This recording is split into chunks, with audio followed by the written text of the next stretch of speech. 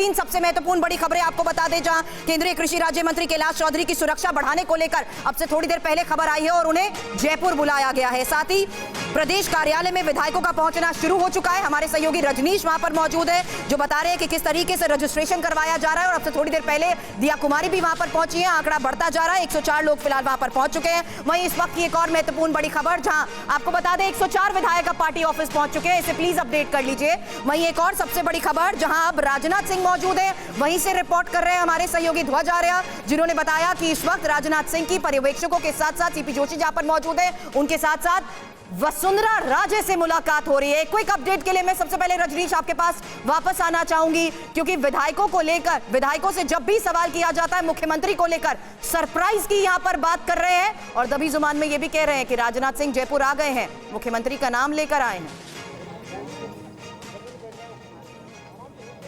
बिल्कुल, देखिए सुबह से करीब 25-30 विधायकों ने बयान दिए हैं, उनसे हम लोग सवाल पूछ रहे हैं, लेकिन बहुत पॉलिटिकली करेक्ट बयान दिया जा रहा है। कोई अपनी तरफ से कोई इच्छा आकांक्षा की बात नहीं की जा रही है और सीधे तौर पर यह कहा जा रहा है कि जो पार्टी का केंद्रीय नेतृत्व तय करेगा, जो प्रधानमंत्री तय करेंगे, उसे सब लोग मंजूर करेंगे। तो एक जुबान में तमाम विधायकों की तरफ से यही बयान सामने आ रहा है। उनकी तरफ से कोई ऐसी बात नहीं आ रही है कि यहाँ विधायकों के मन में कुछ चल रहा है या किसी तरह के कोई धड़ा यहाँ पर है जो किसी एक नेता के लिए यहाँ पर इन्फ्लुएंस के तौर पर काम कर रहा है। तो ऐसी कोई स्थिति यहाँ पर सुबह से नजर नहीं आ रही है। जरूर वसुंधरा राजे के कुछ समर्थक हैं जो आज भी उनके घर पर सुबह मौजूद थे, कल भी मौजूद थे और 3 तारीख के बाद से ही लगातार हम देख रहे हैं कि उनके घर पर लगातार विधायकों के आने जाने का सिलसिला चला। और बीच में एक कहानी भी आई थी जिसमें बेड़ेबंदी की बात की जा रही थी। लेकिन तमाम चीज़ों से इतर अगर हम कहें तो सभी विधायक जो हैं वो एक जुबान में एक साथ पार्टी के आला नेतृत्व पर भरोसा जताए हुए हैं। राजनाथ सिंह यहाँ पर आ चुके हैं, दोनों उनके जो बात आपने कही है उसी के तहत आगे बता देती हूँ कि क्या राजस्थान में भी कोई श्रीमान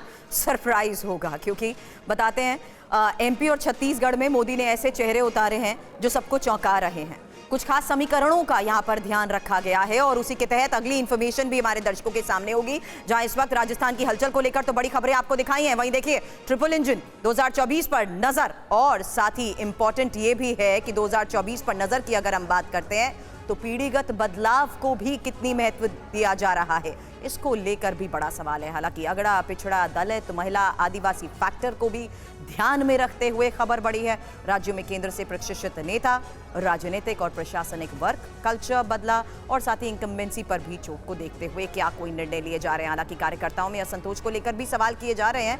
इस असंतोष को मिटाने की भी कोशिश की गई है। नए चेहरों से पार्टी में जोश भरने की रणनीति पर भी जिस तरीके से फोकस करने की बात आती है, तो सामान्य वर्ग से भी क्या मिल सकता है नया सीएम, ये एक बड़ा सवाल है। लेकिन इस बीच दिया कुमारी को लेकर मेरे सहयोगी रजनीश ने थोड़ी देर पहले खबर बताई कि अब वो भी बीजेपी ऑफिस पहुंच चुके हैं और यही वजह है कि अब आंकड़े लगातार बढ़ते जा रहे हैं, क्योंकि जिस तरीके से सभी अब बीजेपी ऑफिस पहुंच रहे हैं, सबका रजिस्ट्रेशन कराया जा रहा है और अब 104 विधायक पहुंच चुके हैं बीजेपी ऑफिस। और यही इस वक्त की एक और सबसे बड़ी खबर है।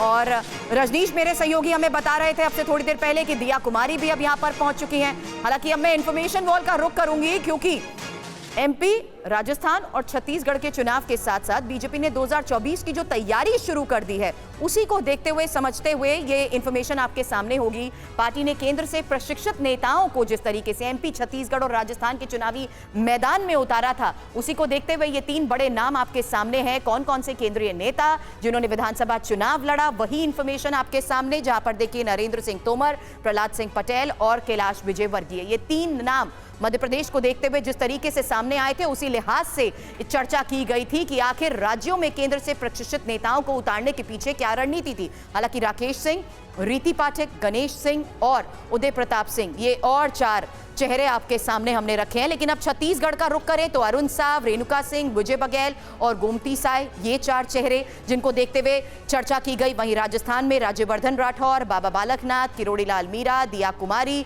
इनको देखते हुए जिस तरीके से चर्चा की गई, साथ ही भागीरथ चौधरी, नरेंद्र खीचड़ और देवजी पटेल, ये चर्चाएं उस लिहाज से भी की जा रही हैं क्योंकि राजस्थान में ये पहली बार देखा गया है कि किस तरीके से अभी तक सीएम चेहरे को लेकर इस तरीके से कई दिनों से हलचल जारी है। और आज का ये सबसे बड़ा सवाल, जिसका जवाब थोड़ी देर में हमारे सामने होगा कि आखिर कौन है राजस्थान का सीएम।